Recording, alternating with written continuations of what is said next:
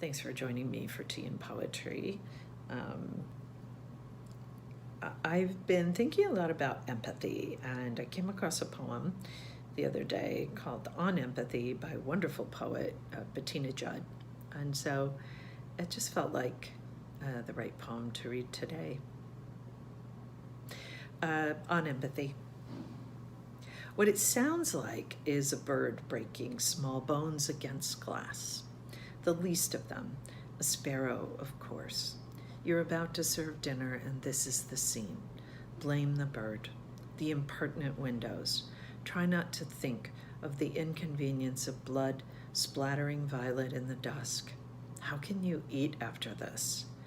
Do not think of whom to blame when the least of us hurtles into the next moment, a pain opening into another, the least of us spoiling your meal. The smell of it will be smoke and rank. You will mutter about this for days, the injustice of splatter on your window.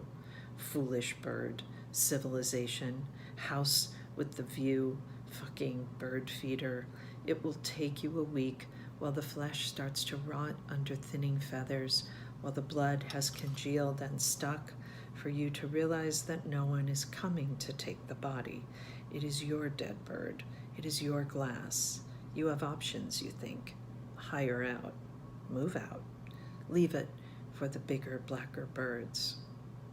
You will taste rotting just above the top of your tongue so much that you check yourself to make sure that it is not you.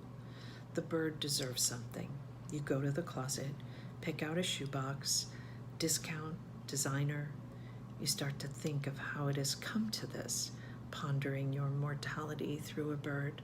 A dead bird, never mind. You don't find it a problem, not running into windows.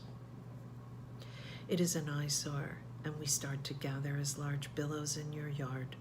You marvel at us, beautiful, collecting and loosening our dark bodies from white sky to your grass, and then it comes, more bones and blood, one by one crashing into the closed pane, mindless birds, brown and gray feathers, filthy pests, another fucking feeder.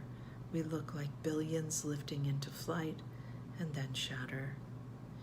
You might find a delicate humility in the art of cleaning glass. While you work, you sustain tiny slivers of opened flesh. Tips of your fingers sing, shards, carnage. It has become too much. You are careful to pick up all that you can see. You call a repairman. You are careful to pick up all that you can see. You throw everything into big, shiny trash bags. You are careful to pick up all that you can see. You consider French doors. You are careful to pick up all that you can see and find more with each barefoot trip through your bug bathhouse.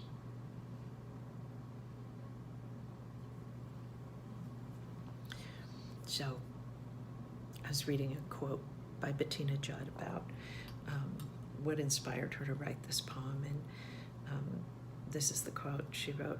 I wrote this poem after discussions, both public and private, about the failures of empathy, which requires a sense of shared and mutual care, if not power. This is a conundrum for Black folks, for whom the declaration that our lives matter stirs controversy and unrest. Perhaps discomfort is the answer, not empathy, but outright and persistent discomfort, and I am unnerved by the cost of that to Black folks.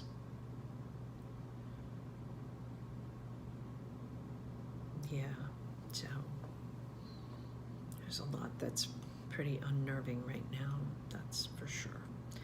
And certainly the lack of empathy and the cost of that is unnerving. That's a good way to describe it. Okay. I am going to finish my tea and then I'm going to go back to work. Thanks for joining me today, and I look forward to seeing you tomorrow. Be sure to let me know if there's any poems that you would like me to read. I'm always happy to learn about new poems and to share them. So have a good rest of the day.